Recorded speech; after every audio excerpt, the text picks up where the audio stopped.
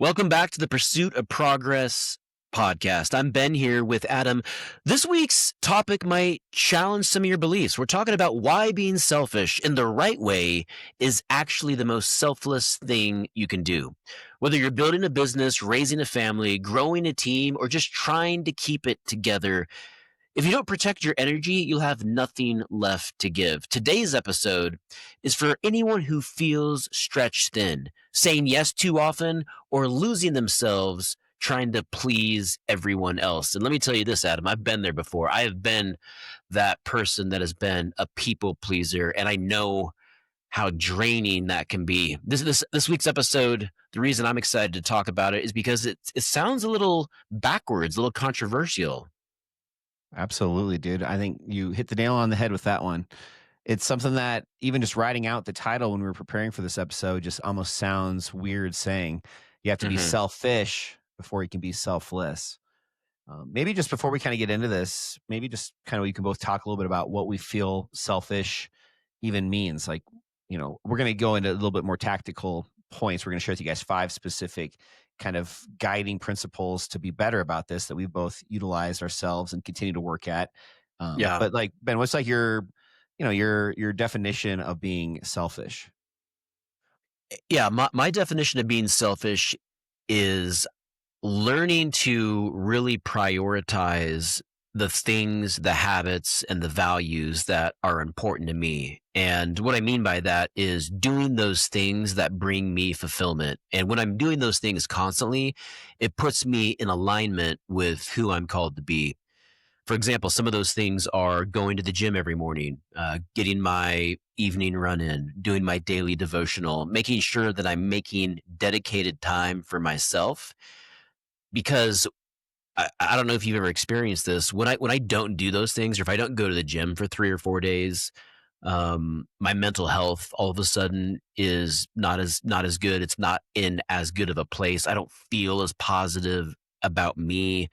My mindset, I'm not as optimistic. It just throws my whole routine off. And that's where when I feel like I'm doing the things that I value, I feel like I'm growing. I feel like I'm walking out who I'm called to be.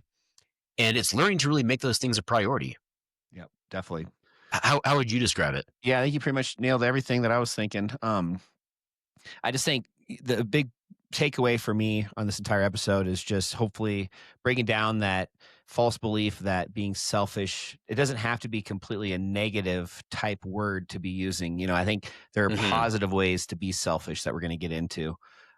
Let's just kind of jump right into it, Ben. I've got these 5. Sorry, go ahead. You want to say something? I was going to say when you say the word selfish, it sounds so negative. And so maybe learning for a lot of us to reframe that word and being intentional with yourself is how I would almost describe it. Mm-hmm. Yeah, absolutely.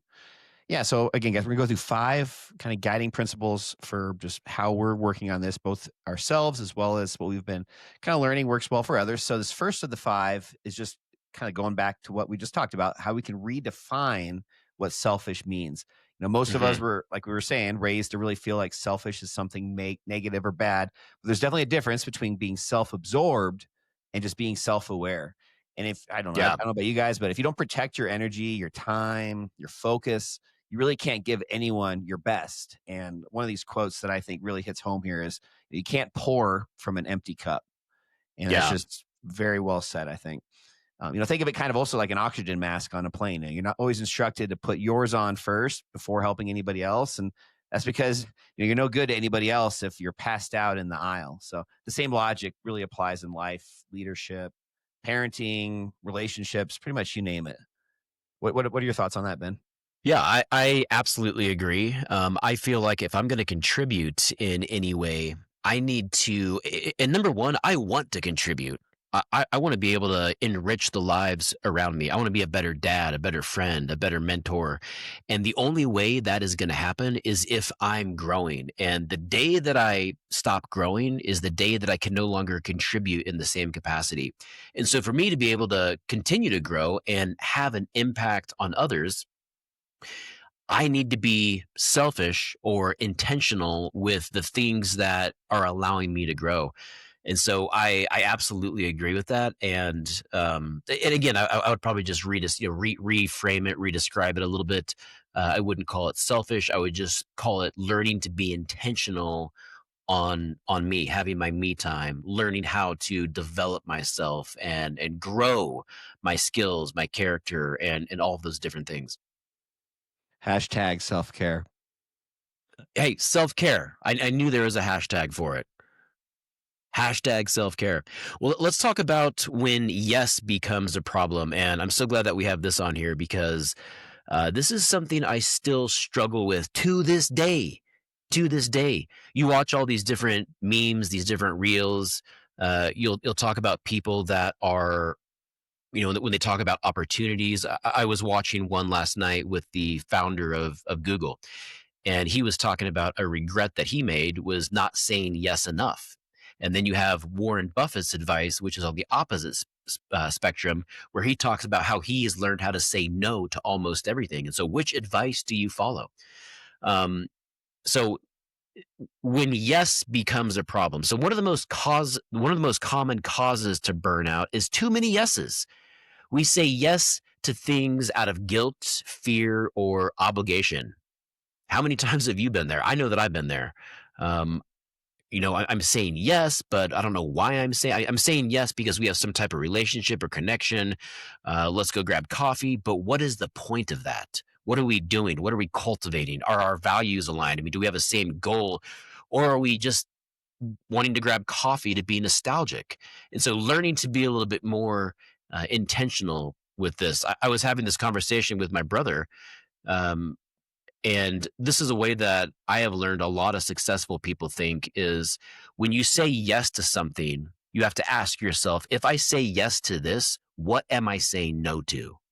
Because a lot of times when you say yes to one thing, you're saying no to a lot of other things. For example, he was thinking about upgrading his primary residence out in Tulsa, and he was looking at a couple of different homes, and he has the capacity and the means to make this happen, to really upgrade his home, but his housing expense would upgrade because property values are higher, interest rates are higher.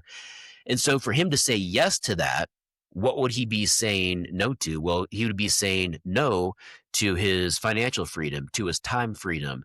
He would have to be right now he can be very selective in the jobs that he accepts. And if he said yes to this other thing, well, he'd have to say yes to a lot other things just to make ends meet, and that's a really big sacrifice. So by him saying yes to this one thing, you have to say no to all these other things. And so that's what I've learned is it's so important. If you say yes to, what am I saying no to?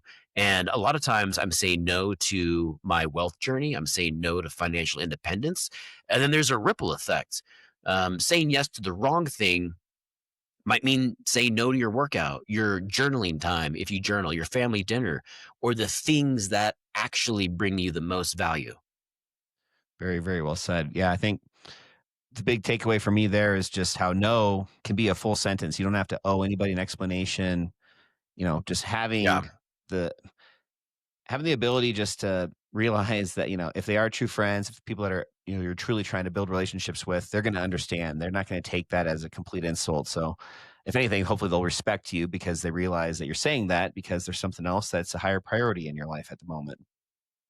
Yeah, and one thing that I think our friend group has gotten really good at is we try and prioritize kind of these group meetups. And what's great about that is that it just allows you to leverage your time. So instead of meeting with everyone individually, if you can get 10 or 15 people together at one venue, it gives you the ability to all catch up at the same time. And it makes it a little bit more meaningful because you can share stories, you can cultivate, you can remember. But then at the same time, it's only one meetup for an hour or 2 hours versus 10 meetups with 10 different people for an hour or 2 hours. So it's learning how to kind of leverage some of the time that you are willing to give. Hmm. Yeah, for anybody that's listening or watching on YouTube today that is a realtor or just in this real estate industry, that was something that really kind of not surprised me. I was expecting it a little bit, but just how many people in our industry, I think, get so busy Yeah. with things that really don't move the needle in the right direction as far as productivity, production, all this stuff that puts money on the table. So, I think there's a level and an importance for some of that, but just being busy just to be busy is a whole different thing. So, It's so easy to get caught up in some of those things, being busy and getting caught up in the tasks and replying to emails because you don't have to get out of your comfort zone to do that stuff. yep. Well, let's Another jump thing that in. I love though is, just kind of along the same lines is the webinars that we started doing. Getting an opportunity to present value to an audience versus, that we're spending the same amount of time, but we're able to present and speak to 10, 15 people at once versus one person at a time. Yep, absolutely. Let's just jump now into our third of five here, guys. So the third one is just going to be, signs that you really just need to hit the brakes. So first off, we talked about again just the redefinement of what selfish means. Then we started talking about how yes can become a problem, understanding that it's okay to say no. Now we're just saying that there are some certain signs here when you need to hit the brakes, and some of these that we've personally experienced that we put together. If you start feeling resentful after saying yes to something, that's a pretty clear one. If you're physically just run down all the time with your sleep, your energy, your mood feels off, kind of like what Ben was just saying a little few minutes ago. If you can't remember the last time you even did something just for yourself, I've talked to people before that when I asked that question, they can't even remember. It's been so long. You start snapping at people that you care about. These are all signals. They're not weaknesses, and that's just another kind of mindset shift that I think is really important to understand. They're just Mhm. telling you that it's time to pause, reset, really just reclaim some of that space. It's not really a breakdown. It's really more of just a boundary issue, in my opinion. Yeah, and something else that I would add to that, and this is something that I've learned. Have you ever had one of those days where you get up in the morning and it's like it's just nonstop. You're going from this to that to this. And I've had a couple of those days recently where I get up, I go to the gym. As soon as I get home from the gym, I'm taking the kids to school. As soon as I get back from that, I'm hopping on a conference call and then I'm going to a meeting and I'm driving across town. And dude, it is so exhausting. And then I get home and it's 7 p.m. and I'm asking myself, why did I say yes to all of those things? And then I get angry, and then I'm like, well, I cannot do that because I don't like it makes me feel when I live like I'm playing from behind, Hmm. and I don't feel like that's the most efficient use of my time. I don't feel I feel like if I'm playing from behind, or that feeling like if you're always late, you're like 5 minutes late, except you got 10 meetings in a row, and you're always hurrying off. You're cutting one thing off early to hurry on to the next, and then you're still late. It's just a terrible feeling. Definitely. And you're only giving half of your energy and your effort in the next thing that's happening just because you're so exhausted and just so caught off guard. Very, very true. Let's move on to what are some tactical ways to be productively selfish? How can you be proactive with your selfishness? Well, you can block your time on your calendar, and this is a non-negotiable. This is something that I really started to learn how to do earlier this year. I've talked about this on the podcast before, but it's just time blocking. You and I, we have our workout time every morning at 6 a.m. That is my time. That is our time. I have time for my daily reading. My I started doing a lot of my YouTube creations Saturday morning. And so these things that are important to me, I'm blocking those out on the calendar. And I've also started doing where I have a specific time for meetups. And so I'll do meetups Tuesdays or Thursdays from 11 to 2. And if someone wants to get together, like those are my windows to get together. I have to find value in the meeting and the connection. But if I am going to meet with someone, that is the window there. I don't take meetings or appointments on Monday or Fridays. Wednesdays, I'm doing something else, and so that's kind of the window that I've created, and that's helped. That's a strategy that I've used that has helped me. Learning how to slowly say yes, buying yourself time before committing, using language like "Let me get back to you on that," or "I'm at capacity right now." Let me check my calendar and I will circle back with you. Also, audit your commitments weekly or monthly. Ask, is this still serving me? Being at a corporate bank, sometimes we'll have weekly meetings that are just on the calendar every week. And I have to ask myself at times, is it still appropriate for me to be going to this meeting every week. It's taken an hour of my time just learning how to evaluate and audit those things. And then also just surrounding yourself with people who respect your no. The right people won't guilt you for protecting your peace. And that's a big one, learning how to protect your freedom and protect your peace. Yep. Yeah, that was kind of what I was hitting on a little bit ago. Just having the right people around you and they'll understand. And if they don't, it might be a conversation to explain yourself. And after that, if they still don't, they're probably not the right tribe to have in your inner circle and you can kind of move on from there. And this is a very high quality skill, but have you ever met that person that seems to be taking on the world and is super, super successful, but it seems like they always have time for everyone? Yeah. It's because they are operating on a whole different frequency. They've already mastered this, what we're talking about, and they've learned how to become expert delegators, um, and have redefined what they value, and that's a whole nother level. Hmm. Well, let's just jump into the fifth and final one. This is the exciting one, you guys. So, after you've done all this work and learned how to say no and all this other good stuff we've been sharing with you, now you're finally ready for the last part, which is just being selfless after you've refueled. Once you've taken Yeah. care of yourself, you can start to show up as the best version of yourself. You'll be a lot more present, hopefully more generous, more impactful. Being selfish is really just an act. It's an act of service when done with intention. That key word is intention that Ben's brought up a Mhm. few times. You don't burn out from doing too much. You burn out from doing the wrong things for too long. Yeah, and that's something that's really important to me is I do wanna be generous. I wanna be, have a lot of gratitude for all of the things in my life. I wanna be able to give back. That's actually my number 1. But in order for me to do that, I have to develop myself in ways that we're talking about right now. Jim Rohn, the great Jim Rohn, talks about this, kind of went in line with what you just said. When you're at the beach, be at the beach. When you're in the office, be in the office. And what he's talking about is where is your mind at? A lot have you ever been at the beach and you're thinking about work stuff, and then when you're at work, you're thinking about vacation? It's such a huge mistake. I've been there. I've done that before. But learning how to have the mental discipline to be present of where you're at. And then when you do have those opportunities, when you have that meeting or that opportunity to pour into someone else, what you just mentioned, you can give 100% of yourself in those moments. And there are others that have poured into me who have really developed themselves. It might only be a quick conversation, maybe 5 minutes with that person, but they're just so uplifting, they're so encouraging, they're so optimistic, they have such positive energy, and you walk away feeling, "Man, I'm ready to take on the world." Yep, because they filled their cup up first before they could serve you. So, yep, definitely a very, very important skill to develop, and it's not easy. It takes time. There's definitely different levels to this. I think that kind of coincides with where you're at in life, and we're at an earlier stage than others, and maybe a little bit further along than other people. It just is. It's all this continuous journey, which I think is in a way really exciting. It's fun just Yeah. to know that it's never going to be perfect.